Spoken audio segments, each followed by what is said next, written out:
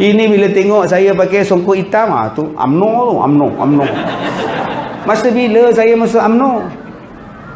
Dah pakai, sudah baik dengan Datuk Megat. Itu tu kira UMNO tu. Oh, baik dengan orang UMNO. Saya juga baik dengan orang asli.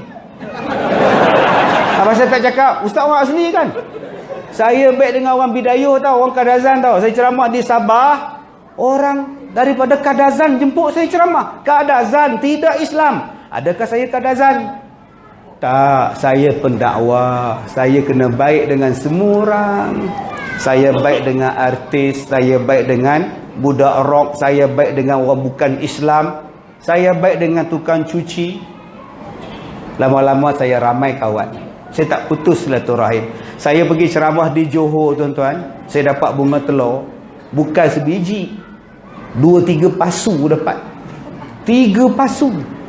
Ini kalau aku makan habis 180 biji. Mau kentuk ni pun telur ni. Punya banyak. Satu tu 60. Saya singgah tuan-tuan lebuh raya dekat RNR tu. Saya bagi kat orang. Telur je. Saya bagi dekat yang jaga tandas dekat hentian sebelah tu. Dia Bangla ke, dia India ke, dia Melayu ke. Bang, makan telur bang. 4 biji saya bagi dia. Terima kasih encik. Minggu depan dia tengok saya lalu datang, dia kenal kereta saya, dia berlari ke tandas. Apa hal pula aneh tu? Nak ke mana pula? Rupanya tuan-tuan dia bersihkan, dia simpan tandas tu untuk saya. Datuk, sini kosong.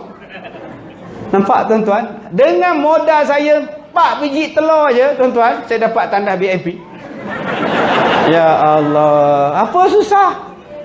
Inilah faedah kita berbaik-baik. Kenapa kita nak gaduh-gaduh?